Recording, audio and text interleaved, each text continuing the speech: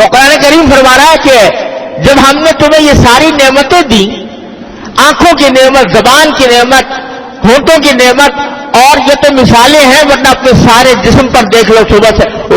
سر سے لے کر پاؤں تک ایک ایک عضو اللہ تبارک و تعالیٰ کی عظیم نعمت ہے، اور تمہیں راستہ بھی بتا دیا کہ یہ راستہ جنت کو جا رہا ہے، یہ جہنم کو جا رہا ہے۔ تو جہنم سے بچنے کے لیے، جہنم تک لے جانے والے دشمنوں سے بچنے کے لیے تم کیوں نہ تھوڑی سی مشقت اٹھا کر ایک گھاٹی میں گھس جاتے، اس گھاٹی میں جو تمہیں جنت کی طرف لے جاتی۔ وہ گھاٹی، اس گھاٹی ایسی تھی کہ اس میں تھوڑی سی مشقت بے شک اٹھانی پڑتی، کہ چلنے کے لیے تھوڑی سی محنت کرنی پڑتی، لیکن وہ تمہیں دشمن سے بچا لیتی، اس دشمن سے جو تمہیں جہنم کی طرف لے جا رہا ہے۔ پھر آگے فرمایا وما ادراک ما العقبہ، تمہیں کیا پتا کہ وہ گھاٹی کیا چیز ہے جس میں ہم تمہیں مشقت کے ساتھ داخل ہونے کی دعوت دے رہے ہیں، وہ گھاٹی کیا ہے؟ آگے اللہ تبارک و تعالی نے وہ بتایا ہے کہ گھاٹی سے مراد در حقیقت ایمان اور عمل صالح ہے، ایمان اور نیک عمل۔ اس نیک عمل کی کچھ مثالیں اللہ تبارک و تعالی نے دی ہیں۔ وما ادراک ما العقبہ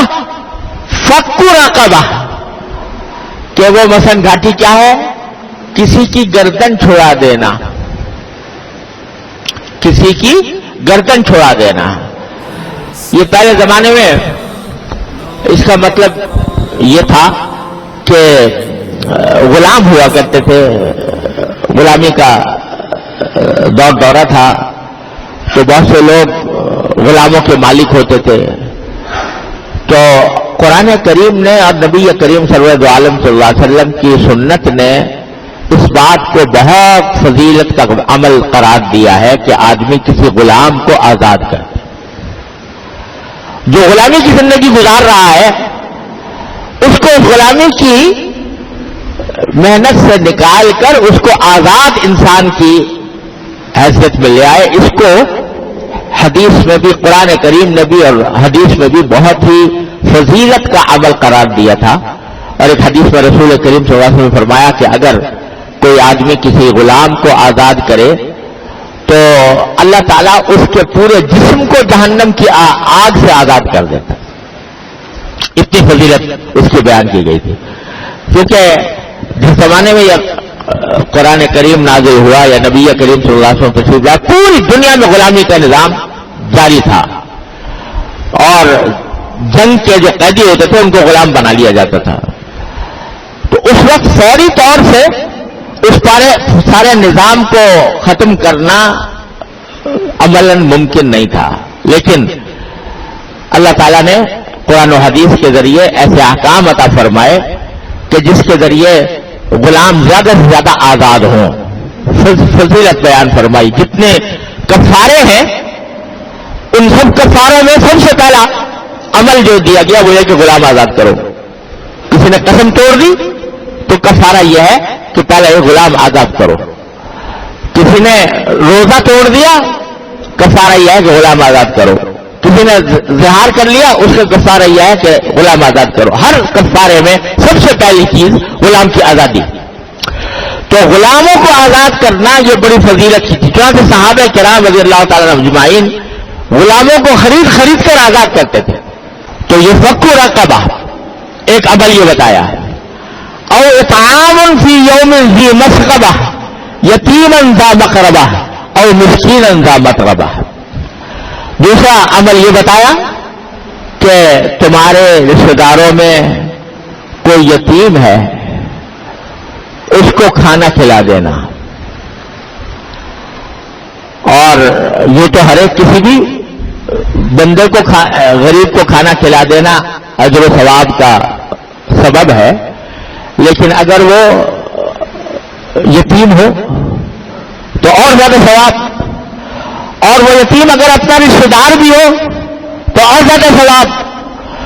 اور فی یوم ذی مسغبہ، ایسے دن میں جس میں وہ بھوکا ہو،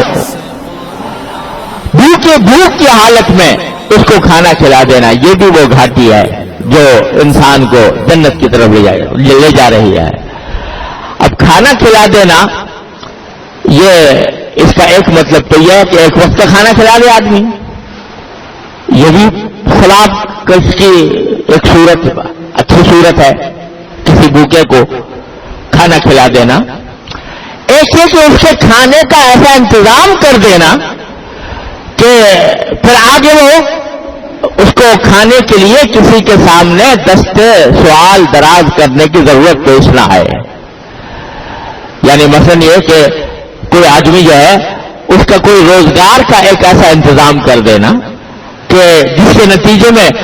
اس کو مستقل روزگار ملتا رہے اور کسی وقت فقر و فاقے میں مبتلا نہ ہو، تو یہ اطعام کا اعلیٰ ترین درجہ ہے۔ تو یہ گھاٹی ہے کہ بعض اوقات مال کی محبت انسان کو روکتی ہے اس بات سے کہ میں کئی بار مال دوسرے کے اوپر خرچ کروں، لیکن آدمی اپنے اس محبت کے جذبے کو دبا کر، مشقت اٹھا کر کسی کے کھانے کا انتظام کر دے، چاہے وہ یتیم ہو جو رشتہ دار ہو، او مسکینا ذا متربہ، یا ایسا محتاج ہو کہ جو مٹی میں رول رہا ہو،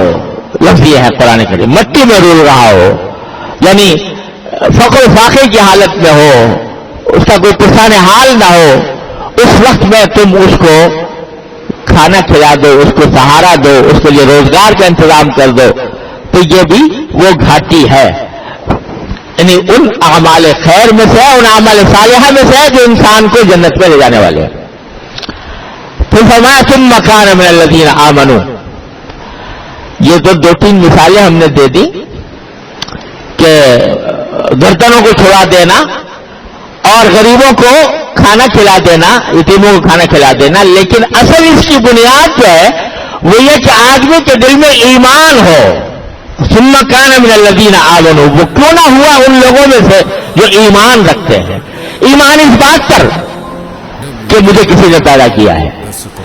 ایمان اس بات پر کہ میں اس کا بندہ ہوں، ایمان اس بات پر کہ مجھے اس کے حکم کی اطاعت کرنی ہے، وہ چاہے میری مرضی کے مطابق ہو وہ حکم یا نہ ہو، میری خواہش کے مطابق ہو یا نہ ہو، میں اس کے اوپر عمل کروں گا۔ یہ ایمان کہ ایک دن مجھے اس کے سامنے پیش ہونا ہے اور پیش ہو کر اپنے سارے اعمال و اقوال کا جواب دینا ہے، یہ ایمان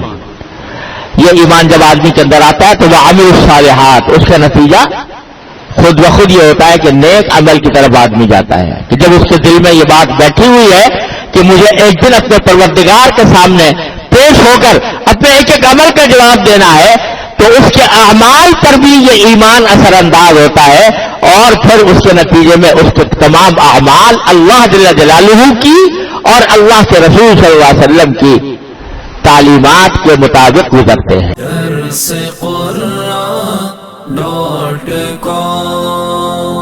www.darsequran.com